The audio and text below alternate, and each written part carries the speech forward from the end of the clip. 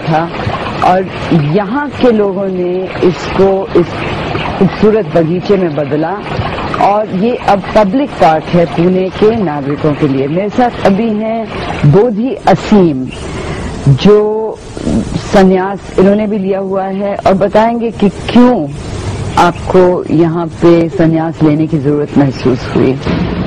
यहाँ के जीवन में कुछ अलग ही रंग था जिसमें कि फ्रीडम, स्वतंत्रता, यहाँ के लोग, यहाँ पे कोई सामाजिक बंधन नहीं, जस्ट तुम खुद ही अपने जीवन के जिम्मेवार हो। ये ओशो की सबसे बड़ी एक जीवन के बारे में एक मुझे सबसे ज्यादा आकर्षित किया इस चीज ने किया कि तुम खुद अपने जीवन के खुद जिम्मेवार हो और तुम्हारा जीवन पूरा स्वतंत्र है जैसा तुम उसको रचना चाहते हो। अगर हर व्यक्ति खुद अपना जिम्मेवारी खुद ही लेगा पूरी दुनिया बदल सकती है। मगर जीवन में जैसा ओशो ने कहा है कि हमेशा हम दूसरे को चेंज करना चाहते हैं कि दूसरा चेंज हो जाए तो दुनिया कभी भी चेंज नहीं होगी। जिस दिन ओशो कहते हैं कि हम खुद अपने खुद के हर इंडिविजुअल अगर अपने आप को चेंज करना चालू कर देगा, अगर हम अपने आप को अंदर देखना चालू कर देंगे दुनिया पूरी बदल जाएगी। अंदर जाना ही ध्यान है, अपने आप को देखना, अपने विचारों को देखना ही ध्यान है। ओशो के साथ ओशो के साथ स्वतंत्रता से स्वतंत्रता के साथ बहुत बड़ी जिम्मेवारी आती है।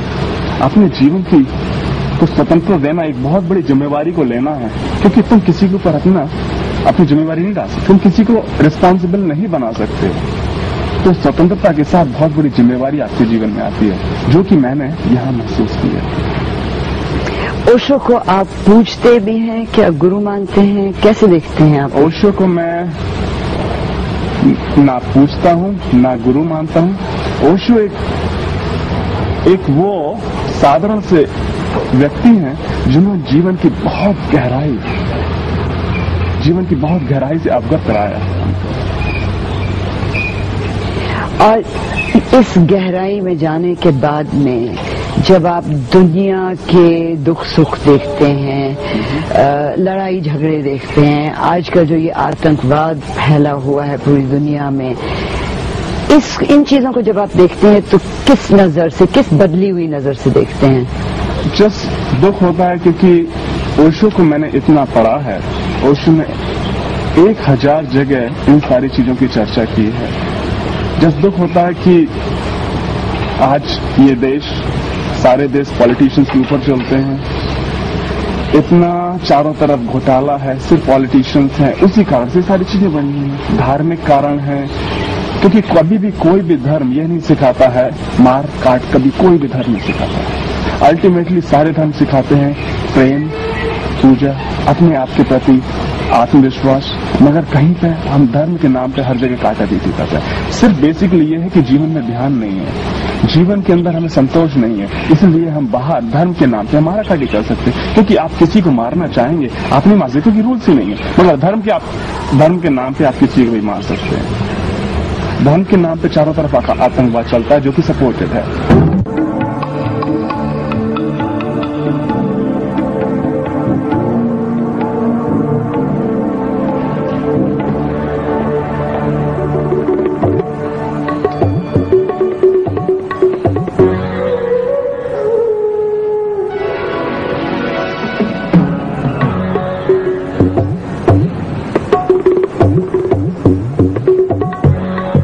व्यक्ति ने मुझे जिंदगी में ये सिखाया कि गति में रहना, बहाव में रहना और चीजें हमेशा बदलती रहती है, उसके साथ जीना, यही जीना है। अगर आप किसी चीज को पकड़ के रहोगे तो आप कीचड़ बन जाओगे, बहता पानी नहीं बन पाओगे। ये मैंने अनुभव के तौर पे जाना, सिर्फ पढ़ के किताब में जानना अलग बात है, और जब आप जिंदगी में उसमें से जाते हो तो वो जो समझ आ जाती है, तो उसकी वजह से मुझे इतना सुकून मिला अंदर से, इतना स्वतंत्रता महसूस करती हूँ मैं, क्योंकि मुझे मालूम है कि हाँ, यही एक सच है कि चीजें बदलती रहती है, और हमको अगर जीवन स्वस्थ अनुभव करना है तो वो बदलते हुए क्षण के साथ जीना। तो अभी आप यहाँ पे कितना वक्त गुजारती हैं? मैं तो पहले तो मैं यहाँ पे रविवार के दिन आती थी, छुट्टी होती थी और ध्यान करके चली जाती थी। पुणे की ही हैं आप? मैं पुणे की। तो पिछले 6 महीने से तो मैं यहाँ पे वर्कआउट मेडिटेशन, जो कि यहाँ पे रेसिडेंशियल रह के करने का प्रोग्राम है, उसके लिए आई। तो मैं हूँ आयुर्वेद की अभ्यासक हूँ और शिक्षिका भी रह चुकी हूँ, पढ़ाती थी कॉलेज में। तो उस साइंस की वजह से भी मुझे ये महसूस हुआ कि ये बहुत ही व्यक्ति को देखने वाला शास्त्र है और उसकी जो स्वास्थ्य की परिभाषा थी उसमें भी आता है कि शरीर के तौर पर, मन के तौर पर, आत्मा के तौर पर, इंद्रियों के तौर पर जो व्यक्ति स्वस्थ है वो स्वस्थ है।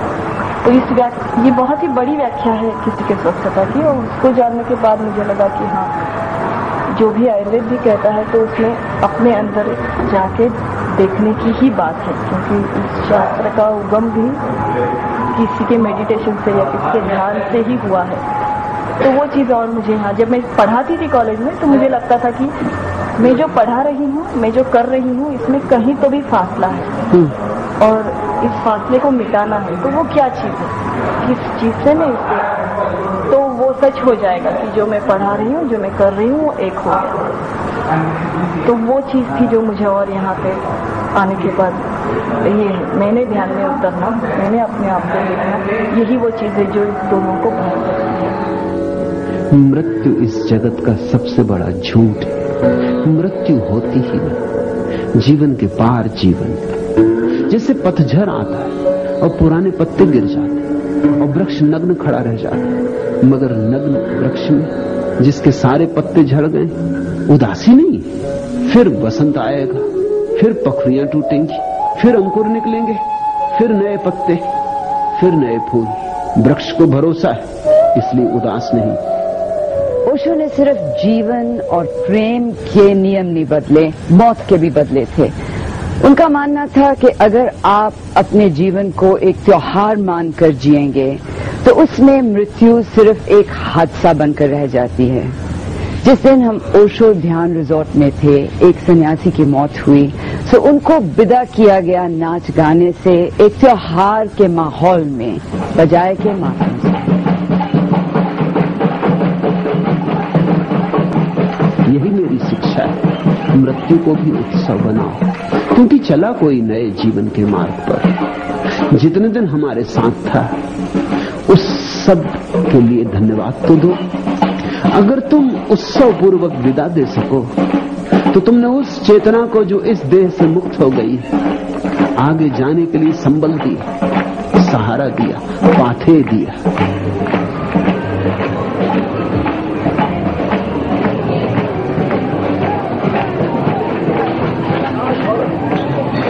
ओशो ध्यान रिजॉर्ट की एक खूबी ये भी है कि बिना गुरु के, बिना आचार्य के और बिना किसी अध्यक्ष के सब कुछ कायदे से होता है।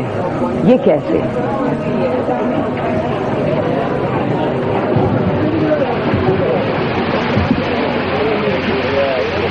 सिस्टम बस चलता रहता है और हम लोग उसके साथ हैं, और हमेशा कोई न कोई आदमी होता है जो सब चीज को जानता है, और नहीं जानता तो पूछ लिया, क्रिएट कर दिया।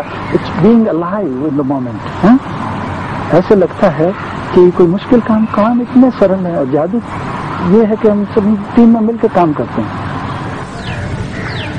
ये मैंने औरों से भी पूछा है, लेकिन आपसे भी पूछने वाली हूँ कि यहाँ पे कौन सी खास चीज है जो इतने लोगों को आकर्षित कर रही है अब जब ओशो नहीं है, और पहले इतने क्यों नहीं आते थे? ग्रो कर रहा, मैं ऐसे नहीं कर रहा हूँ कभी पहले नहीं आते, पहले आते थे। लोग बढ़ते जाते हैं और बढ़ते ही जाएंगे। बहुत बढ़ गए हैं ना पहले से? बढ़ते जाते हैं और भी बढ़ते जाएंगे। कंटिन्यूस ग्रोथ है, और कारण ये है कि जो लोग स्वयं में इंटरेस्टेड है, यहाँ उन्हें स्वयं की खोज की सुविधा मिलती है, और कोई कारण नहीं है। बाहर पैसा मिलता है, नौकरी मिलती है, कंप्यूटर की स्किल मिलती है या इंजीनियरिंग की स्किल मिलती है, वो जो वाट है क्या सीखें वो बाहर मिलता है। कैसे जिंदगी को कैसे जिए, इंजीनियर बनने के बाद में भी उसको किस क्वालिटी से काम करें, वो जो कैसे हाउ है उसकी जो है एक्सपीरियंस यहाँ पे है। आप तो उनको जानते थे, आप मिले थे ओशो को, क्या आप ये कहेंगे कि ये पिछली सदी के सबसे बड़े आचार्य थे इस देश में जो पैदा हुए हैं?